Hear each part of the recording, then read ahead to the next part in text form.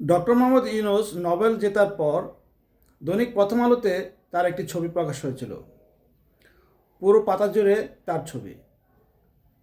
অসাধারণ সেই ছবিটি প্রথম আলোই প্রকাশ করেছিল এবং বাংলাদেশের কোনো গণমাধ্যমে বা কোনো পত্রিকায় এত বড় ছবি দিয়ে একটি পাতা অলঙ্করণ করার যে সাহসটি দেখেছিল সেটা প্রথম আলো।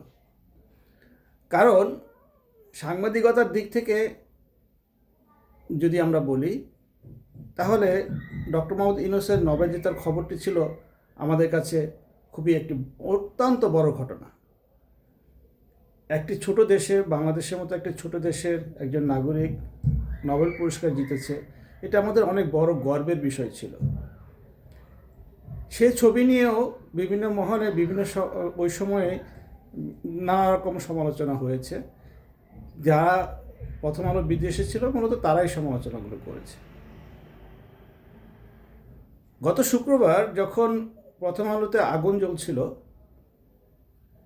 তখন সেই ডক্টর মোহাম্মদ ইউনূস বাংলাদেশের রাষ্ট্র ক্ষমতার প্রধান ব্যক্তি। অত্যন্ত দুঃখের বিষয় এবং অত্যন্ত পরিতাপের বিষয়, আমরা তার আমলেই সেই প্রথম আলোকে জ্বলতে দেখেছি। ওই ঘটনার পর ডক্টর মোহাম্মদ ইউনূস ওই দিনের ঘটনাতে আমরা জানি যে দুটি পত্রিকা, প্রথম আলো এবং ডেইলি স্টার, ভাঙচুর হয়েছে এবং অগ্নিসংযোগ হয়েছে। এই ঘটনার পর তার সরকার পক্ষ থেকে এবং ডক্টর মোহাম্মদ ইউনূস নিজে দুই সম্পাদকের সাথে ফোনে কথা বলেছেন, দুঃখ প্রকাশ করেছেন, সরকার তাদের পাশে আছে বলে জানিয়েছেন। সবই ঠিক আছে। আমরা জানি যে তার প্রেস উইংয়ের সদস্যরাও সাংবাদিকতার সাথে যুক্ত ছিলেন, কিন্তু ঘটনার পর তাদেরকে আমরা দুঃখ প্রকাশ করা ছাড়া ঘটনাস্থলে পাইনি।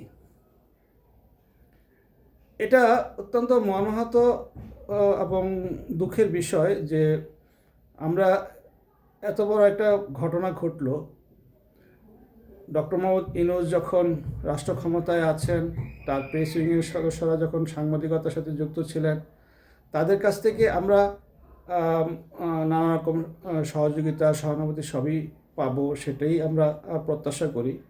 শুধু প্রথম আলো না, যে কোনো গণমাধ্যমই আক্রান্ত হলে সরকারের প্রথম পদক্ষেপই হওয়া উচিত বা হবে যে যারা এই আক্রমণের সাথে বা এই সহিংসতার সাথে যুক্ত ছিলেন তাদেরকে চিহ্নিত করে শাস্তির আওতায় নিয়ে আসা। 3 দিন হয়ে গেল, এখনও পর্যন্ত ওই ঘটনায় কাউকে দোষী সাব্যস্ত করা হয়নি বা আটক করা হয়নি বা ওই ঘটনার সাথে সংশ্লিষ্ট কাউকেই আইনের আওতায় নেওয়া হয়নি। এটা অত্যন্ত পরিতাপের বিষয় যে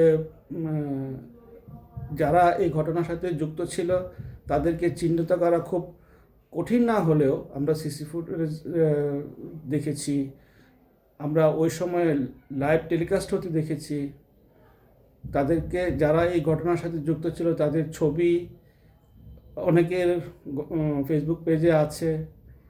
এই সব কিছু মিলে তাদেরকে চিহ্নিত করাটা খুব একটা দুরূহ কাজ না, কিন্তু 3 দিনেও আমরা তার কোনো অগ্রগতি দেখিনি।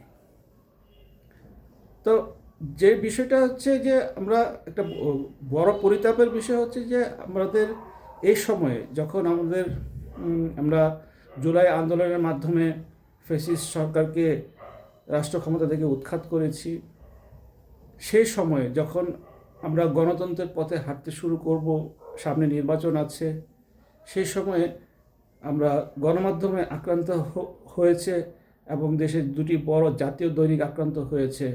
এটা খুবই পীড়াদায়ক। আমরা আগামী দিনের বাংলাদেশ গড়ার জন্য যে প্রক্রিয়ায় এগোচ্ছি এবং যেটাকে আমরা আগামী বাংলাদেশের জন্য সুখকর হওয়া উচিত বলে আমি মনে করি, যে একটা সভ্য জাতি হিসাবে আমরা পৃথিবীর মানচিত্রে দাঁড়াবো। সেই সময়ে যে এই ধরনের ন্যাক্কারজনক ঘটনা খুবই পীড়াদায়ক এবং এর জন্য বর্তমান সরকারকে আরও কঠোর হওয়ার প্রয়োজন রয়েছে। আমরা আশা করি খুব শিগগিরই যারা এই হামলার সাথে যুক্ত ছিলেন বা এই হামলাটি পরিচালনা করেছেন বা এই হামলার পিছনে যারা ছিলেন, সংগঠিত হামলা যেহেতু, এই হামলার পিছনে যারা ছিলেন তাদেরকে চিহ্নিত করে সরকার আইনের আওতায় আনবেন, সে যত বড় ক্ষমতাধর ব্যক্তিই হোক না কেন।